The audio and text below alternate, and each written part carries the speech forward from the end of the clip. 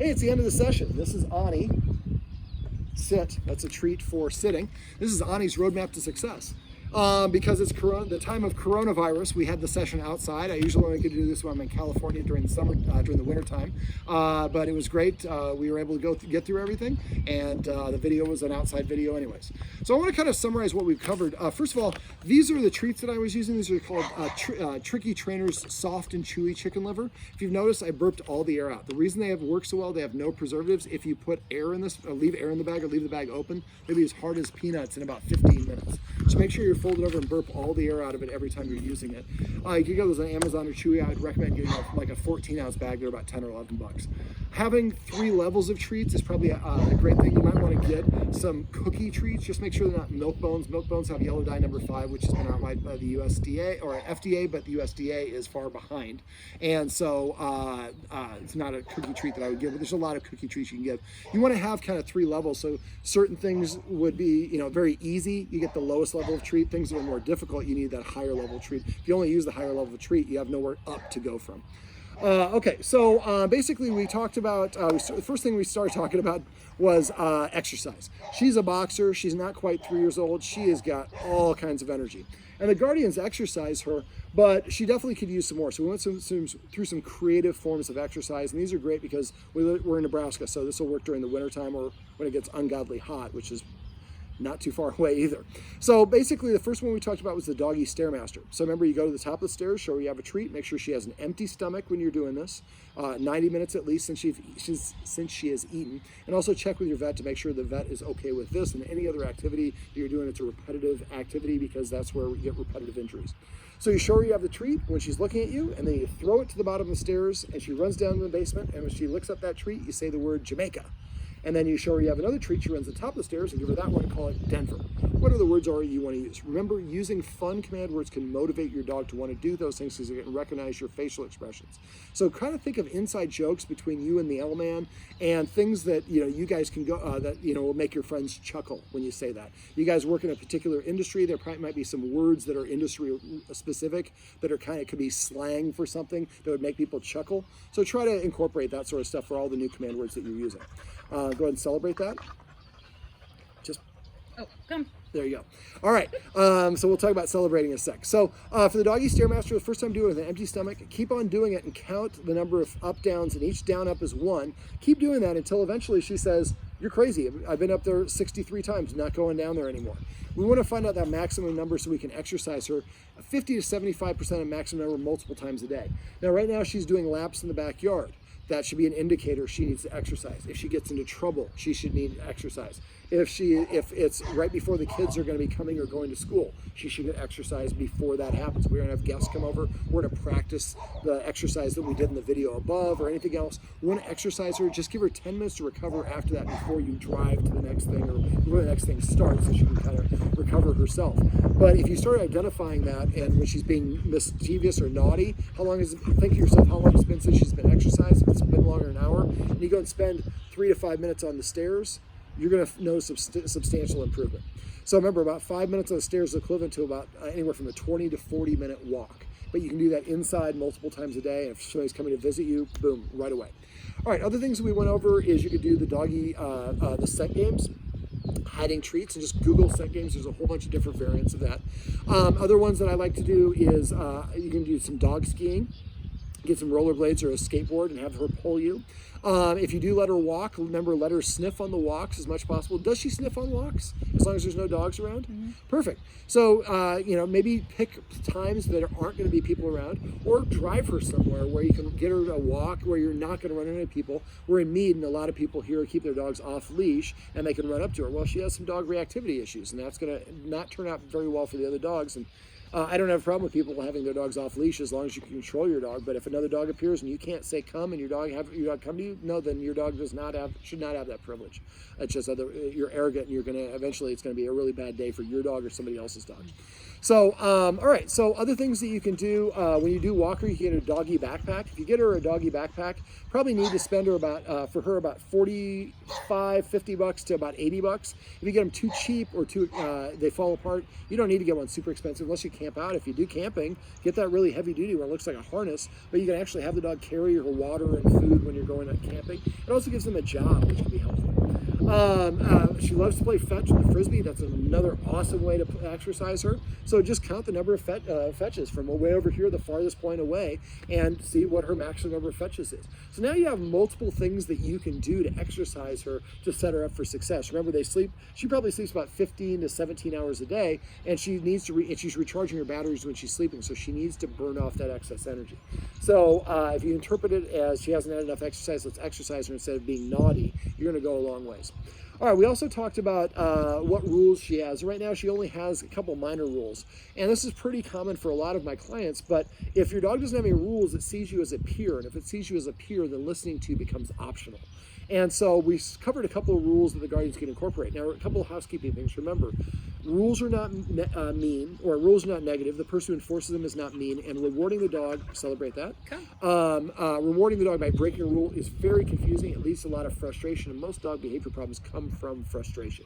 So if you want to reward her, play tug of war, play frisbee, treat toss on the stairs, belly rubs, whatever it is, there's a lot of ways to reward her. Don't break rules to reward her. Now, remember, dogs go through repetition, consistency, and good timing. You have 3 seconds to correct or reward the dog for them to have the ability to make the connection, but it has to happen a number of times consistently for them to understand it. And every time you have an inconsistency, that slows down the learning process. Also remember, anything your dog does when you pet it is what you're specifically rewarding or reinforcing. Pet a barking dog, it's going to bark more. Aggressive dog, be more aggressive. Fearful dog will be more fearful. Excited is probably the most common application of this. So if your dog is in an unbalanced state of mind and you want to help console it, you can lay your hand on them. They do associate this touch with affection, but as soon as you start petting, you're going to amplify it.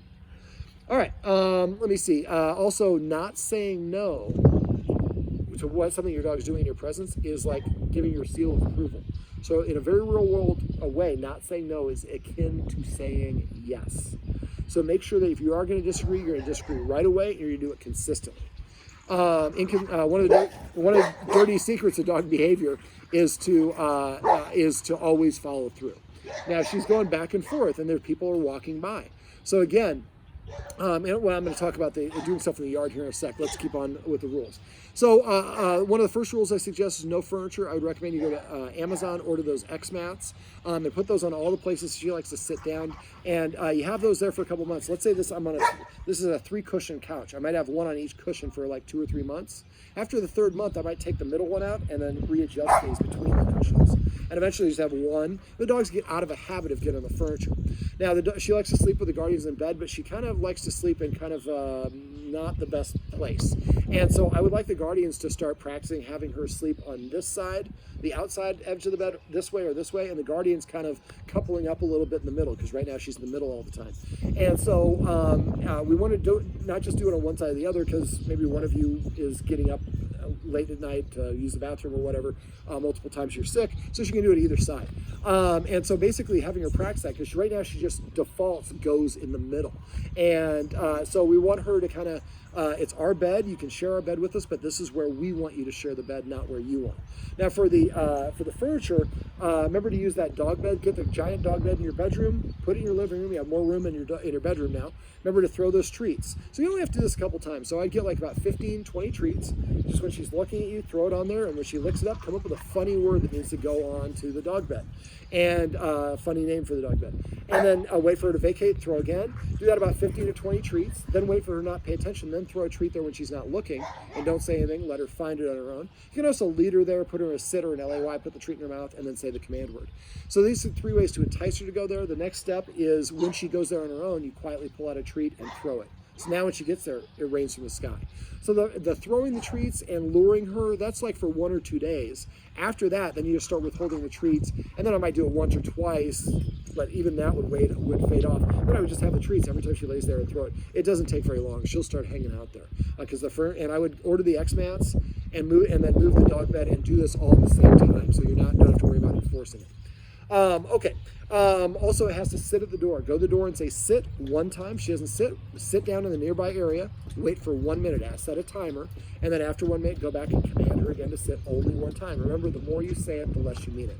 If she doesn't sit within 3 seconds, then you sit down this time for 2 minutes. Next time you sit for 4 minutes, 8 minutes, and so on. Eventually, when you tell her to sit, she'll sit right away, and as soon as she sits, that door opens. And eventually she'll just go sit at the door as her way saying, could I please go outside? Now, if you go to my website and search for search for wait at door, there's a video that'll teach you how to teach her once you can get her to sit, and that should be both directions, by the way. And also sit to go out the front door of the house, sit to exit your kennel, all those things. And then sit every time you cross the street. Sitting is a good thing that we practice doing in various capacities. And then once you get to the point where you can, where you've got her sitting, then you can. The next stage would be to train her to sit at the door with the door wide open, and that way she can't go out the door. And there's nothing blocking her other than her self-control. She needs to work on impulse control. This is a great exercise for that. Other rules, not be allowed in the kitchen when you're preparing food, and not be allowed within 7 feet of you when you're eating. Now, this is another video. You can go and search for my website for the word invisible or kitchen, and it'll show you how I keep dogs out of the kitchen, and you can follow those instructions and message me if you have any questions on how to do that.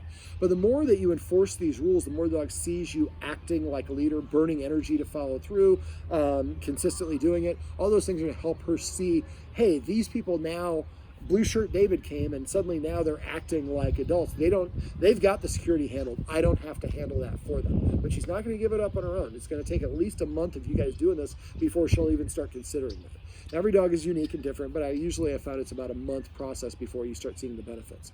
Now, we also talked about petting with a purpose and passive training. Now, petting with a purpose is just what it sounds like. It's petting your dog for a reason.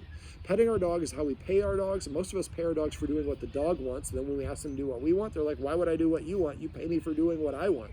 The world revolves around me. Leaders tell, followers ask. So if she tells you what to do and you reinforce it by petting her, that reinforces that, and that contributes to her thinking, I have to protect the humans, or I definitely don't have to listen to them. So what you want to do instead, give her a counter order. She barks at you or paws at you for attention, you tell her to sit.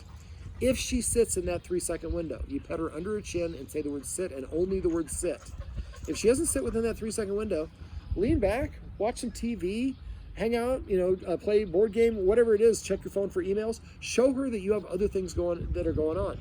Playing hard to get works great for dating, it works great for dogs as well. So after a while, she'll recognize that and she'll start, I can't tell the people anymore, I have to ask, and better than ask, I have to pay for the privilege of their attention. And she'll start coming and sitting in front of you to prepay for the attention. When she does that, make sure you recognize and pet her. Remember, try to avoid petting her on top of the head. Pet her on her chin and say just the word sit. Remember, they hear the first word that you say. Otherwise, she'll go back to nudging you or pawing at you. Now, if you get remember to use the watchword of paycheck if you suspect one of your partner has petted without a reason or you're not sure. And even if you're the person who said that to, even if you did it right, still tell the dog to sit, practice it again, and then you can explain, I asked you to sit, you just missed it. So remember, paycheck is not busted. It's, hey, babe, I think you might have forgotten. I'm just checking in to make sure. Thank you, babe. Yes, I did. But we stop and we practice the sit again. Remember, this will increase the dog's respect for you as authority figures. It will boost the dog's confidence, which will help with a lot of the problems that you have. It helps the dog practice behavior. It also makes your attention much more valuable because I can't get it for no reason. I have to earn this, which is part of the self-esteem boost. The other thing we talked about was what I call as passive training. And you heard I say celebrate that earlier. And that's basically celebrating the things the dog does that we like. Most of us only give our dogs attention for the things we don't like. And that trains and conditions them to do those things because for dogs, good attention and bad attention is the same thing. So if I chew the carpet, you correct me. If I jump up, you tell me no. If I bark, you're saying quiet. But if I sit, you ignore me. If I lay down, you ignore me. I come to you, you ignore me. You take these things for granted. So we're going to start showing through our actions, because that's how dogs learn. Every time you sit, boy, you get attention real quick. Every time you lay down, you get attention. If you want to change your word to crash or chill, just every time she lays down her own, pet her and say chill. After a while, there you go. Maybe she's just walking by. Right there, she just walked by. You couldn't see it in the camera, but the guardian just scratched her back as she's walking by. A lot of times we give our dogs command words, it represents the end of fun. I'm in the yard yelling at these kids outside the fence, and you ask me to come, and I listen to you, and you close the door, and I can't yell at them anymore. So now I come to you like 99 times a day, and you pet me, and then one time a day you ask me to come, and it represents the end of fun. Well, yeah, I'll take those odds. So that's why, so anything your dog does, so come up with a funny word to eat food. Every time she eats, say chimichanga, or whatever the word is that you want to use. Every time she pees or poops, say your potty word. Every time she goes into her kennel, have a funny word for that. So you can throw the treat in there to assign that funny command word. A lot of times the dogs don't like the kennel because they only get put in there when they're about to be restricted. So making that a fun thing. Every time she drinks water, you say, I think you guys say drink, but you can say Merlot if you like that, or what your favorite cocktail is. Again, it makes people laugh. If you have a dog with some aggression-related issues, I think hers is clearly fearful aggression. But the more that you guys are nice and boisterous and happy and celebratory, then she's going to feel that energy. That's different than I used to be a concert promoter. There were times where I was on stage, there's 5,000 people in the audience behind me, and I would just feel it and turn and look right where there's a fight. I couldn't see it, I certainly couldn't hear it, but your energy is perceptive. You can feel those sort of things. Remember, if she does do something like this, you don't like it, instead of calling her, if you call her when she's barking and aroused, she's going to practice not listening to you. She's not going to hear you because she's just hysterical. So what I'd do is I'd have some high-value treats, go over there, put her in front of her nose, and see if you can catch her attention, and then go ahead and grab her by the collar and bring her inside. But again, taking note, and the guardian's doing a good job of not calling after her. He showed her, but she's just too worked up right now. So that's a good time for us to train. So remember to use the celebrate with each other. Celebrate means you're missing an opportunity to pet. Pet on the chin and say whatever the command word is. Come up with a word for eating, for drinking, anything unusual that she does. I actually use this for speaking. Every time the dog barks inside, go ahead. I would say the word speak, and I'd give the dog a treat and say speak. So eventually you can get her to do it on command. And again, exercising her before people are out in the neighborhood is going to make a big difference. Those are for you, so because she's burping them out of the bag. I appreciate that. Okay, so we're in the yard, and the guardian hasn't really done much training with the dog in the yard. So it's hard. There we go. She's doing something right now. So I'm going to click for her. Well, that click didn't quite work because we haven't done it enough. So remember, you have to prime the clicker. So order these on Amazon if you haven't already. Basically what you do is you throw a treat on the floor when she licks it up. So the click, it means you just did exactly what I want. I'm going to get a treat in your mouth as fast as I can. So the click is for the action. Don't ever click to get the dog's attention. Just click for the action. So as soon as so what I'd like the guardian to do is get a clicker, get about 15 to 25 treats. You use kibble if she's into kibble. She's really food motivated. But whatever, the reinforcer has to be enough that she really likes it. And you do this when there's nobody at the school. There's nobody out in either yard. There's no lawn mowers or anything else that's going on. And you just have a clicker and just walk around the yard. And every time she comes to you, and every once in a while, just ask her right there, ask her to come. I didn't hear. Did you say come? Okay. So you say come. She comes to you. Now I expect the dog to sit when it comes to me. So it would come. I would say come, and the dog comes, and I would hold the treat here. You can say sit if you need to, but when the butt hits the ground, click. And then see that click stopped her from going over there. Now you don't use the click in that way, but I was just doing a demo and she was about to sprint that way and she stopped. So the clicker will kind of put her in game mode. Oh, there's a lot of treats afoot. I'm gonna be paying attention to you. We want her to practice listening to guardians outside in the easiest version possible. That means there's nobody else around. And so if you have 15 or 20 treats, and every day each guardian comes out and spends 5 to 7 minutes walking around the yard waiting for her to lose interest. When she loses interest, ask her to come, she comes. Click when she comes and sits in front of you, and then give her the treat and say whatever the command word is. And then if she's, after a while, she'll start following her like she did with you. But she does, then every once in a while, sit, walk a couple more steps, ask for a crash, ask for a rollover, whatever it is. And so eventually, when you come outside, she's like, is this time where you're going to be giving me a shitload of treats? I shouldn't be cursing. But the idea is we're helping her practice tuning into you. And that's a very underrated thing that a lot of people ignore, but it's really important. If your dog's reactive and you don't even practice having it come and pay attention to you in the easiest version, there's no way it's going to do it in the hard version. So the other thing to do would be to practice this sort of training when you have somebody walking outside the fence. And at first it'd be one of you guys or one of your friends that she knows, so she's not so reactive and going to bark at them. And you can have her on a leash out in the yard in that sort of capacity as well. But if you have to use the leash too much, that could be a good indicator that your environment is too busy. And so you might want to wait for those times where it's more relaxed. But eventually, once she listens consistently, then we want to start getting to the point where we start having a little bit more challenge. We want to work to the point where they can have the kids playing dodgeball right on the other side of the fence, and she's laying here content, just like, whatever. I can't get to them, and I don't want to get to them. If they come to the fence, they're going to throw me some cheese. So watch the video above and practice that. Now, for that video, I didn't go over how often. You want to try to practice that as often as you can, but you want to keep the practices short. I'm just realizing we have some wind, so I'm going to lean in. So I just realized the camera should be facing the other direction. That's okay. The wind is coming this direction. So basically, when you're doing that, make sure that you're practicing in gradually increasing levels of difficulty till we get to the point where you've got yourself back to that real world situation. But if it's not going well, you get frustrated, the dog gets frustrated, abort. Don't continue pushing through I have 5 more treats. If she senses you're frustrated or you're frustrated, the freshest memory engram is going to be the last thing that happened. So you always want to end on a good one.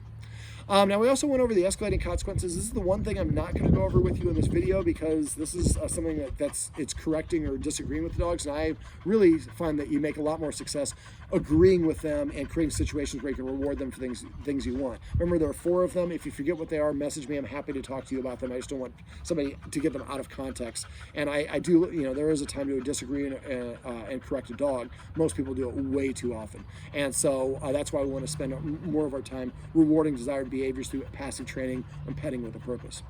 Let me see, make sure you're eating something before you feed them. That was something else I forgot about exercise. Order a snuffle mat, and that way you can feed her out of that snuffle mat, and that makes a walk a little bit more efficient. We also talked about your morning routine. So one of the guardians gets up about 4:30. So what I would recommend is she gets up, lets the dog out to do its business, and then immediately, once the dog's done, do the Doggie Stairmaster.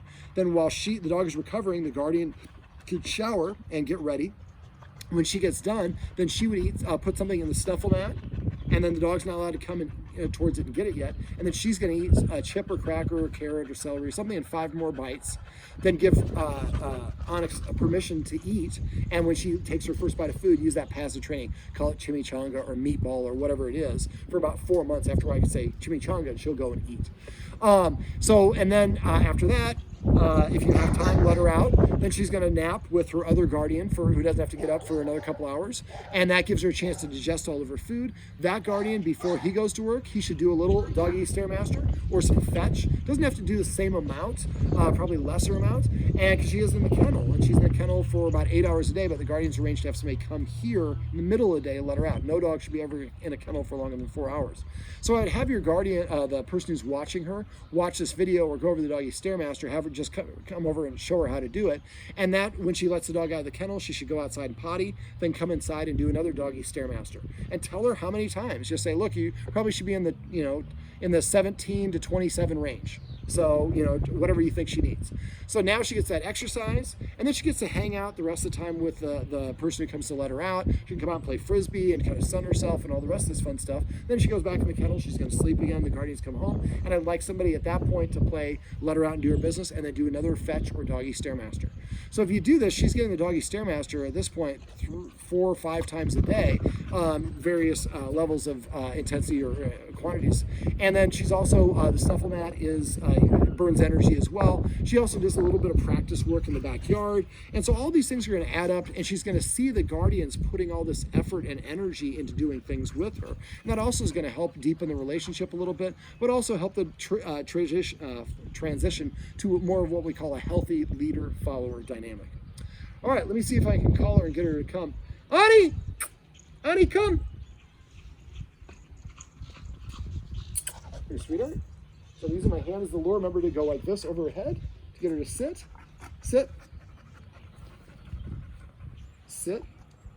and pat her on the chin and say sit. Well, this beautiful girl is Annie. I'm David, and this is Annie's roadmap to success. Remember, everything you do trains your dog, only sometimes you mean it.